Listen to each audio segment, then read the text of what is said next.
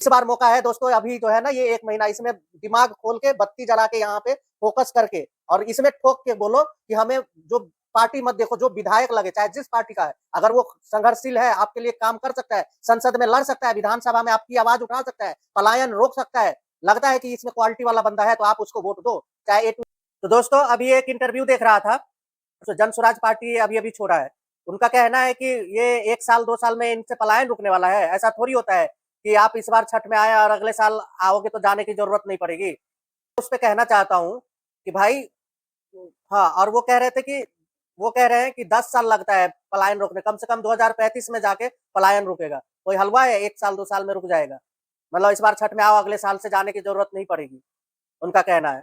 तो उसपे मैं ये कहना चाहता हूँ कि भैया 1 साल 2 साल की तो बात छोड़ो, आप 10 साल कह रहे हो ना, 10 साल बाद कम से कम रुकेगी पलायन।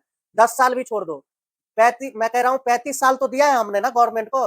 35 साल में क्या तेल लगा के सोए हुए थे क्या इतने दिन से? है 20 साल नीतीश कुमार जी, 15 साल लालू जी, इतने दिन में क्या पलायन क्यों नहीं रुका? ठीक है, जो नीतीश कुमार का कार्यकाल है उसमें काम हुआ है, नो डाउट काम किया भी है, लेकिन जो मेन मुद्दा है जिससे 20 साल से अभी भी लोग बिहारी जाता है बाहर तो गाली गलौज सुनता है और बाहर रहना पड़ता है, तो तुमने क्या किया है अभी तक 20 साल में? है?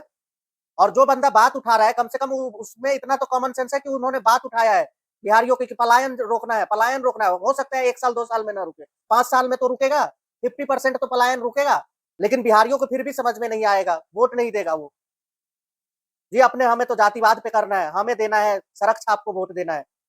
इस बार मौका है दोस्तों, अभी जो है ना ये 1 महीना इसमें दिमाग खोल के बत्ती जला के यहाँ पे फोकस करके और इसमें ठोक के बोलो कि हमें जो पार्टी मत देखो, जो विधायक लगे चाहे जिस पार्टी का है, अगर वो संघर्षशील है, आपके लिए काम कर सकता है, संसद में लड़ सकता है, विधानसभा में आपकी आवाज उठा सकता है, पलायन रोक सकता है, लगता है कि इसमें क्वालिटी वाला बंदा है तो आप उसको वोट दो, चाहे ए टू जेड पार्टी का क्यों नहीं हो। बिहार में अभी विकास की जरूरत, पलायन रोकने की जरूरत है।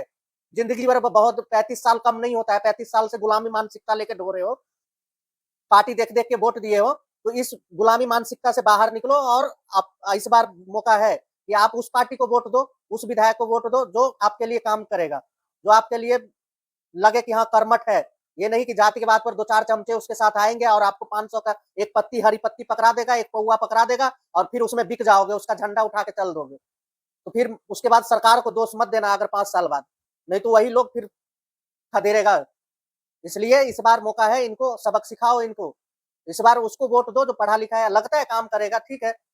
नहीं तो कितना दिन, 5 साल की बात होती है, 5 साल बाद फिर इनको लात मारो जो आपके यहाँ काम नहीं किया। अब वोट मांगने आए तो पहले उससे ये हिसाब लो कि जो 2 बार 3 बार से जीत के गया है ना, तूने क्या किया है 5 साल 10 साल में, क्या किए हो तुम मेरे क्षेत्र के लिए?